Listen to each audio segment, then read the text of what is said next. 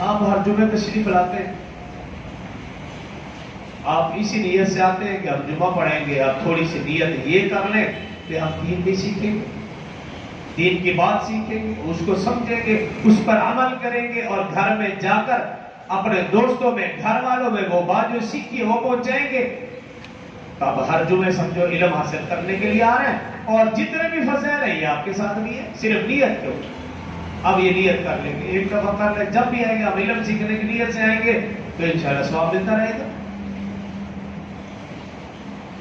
تو یہ علماء انبیاء کے وارث ہیں،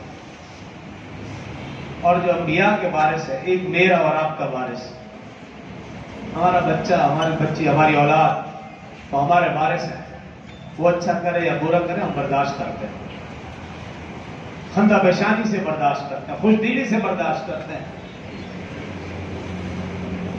تو یہ انبیاء کے وارث ہیں، اگر میرا اور آپ کا وارث غلطی کرتا ہم برداشت کرتے ہیں، اگر انبیاء کے وارث سے اونچ نیچ ہو جائے تو پھر جو اتنی بڑی نسبت ہے، جہاں علماء کو خیال کرنا چاہیے اپنی نسبت کا، وہاں آپ کو بھی خیال کرنا چاہیے۔ گزشتہ جمعے میں نے اس کے اوپر تھوڑی سی زیادہ بات کی تھی۔ تو یہ انبیاء کے وارث حضرت ابو ہریرہ رضی اللہ تعالیٰ این اس وقت بازار میں تشریف لائے جب بازار میں کاروبار اپنے عروج پر تھا، بیچ بازار میں، بیچ چوراہے میں، چوک میں آئے اور سلام کیا، سب کو اپنی طرف متوجہ کیا۔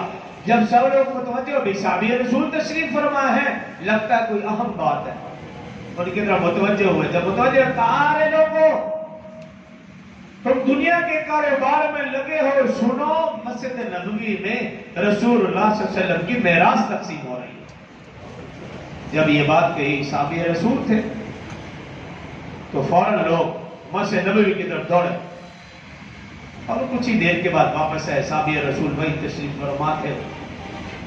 تو آ کر عرض کیا، صحابی رسول ہم مسجد تو گئے لیکن ایسا تو کچھ بھی نہیں کہ رسول اللہ صلی اللہ علیہ وسلم کی میراث تقسیم ہو رہی ہو۔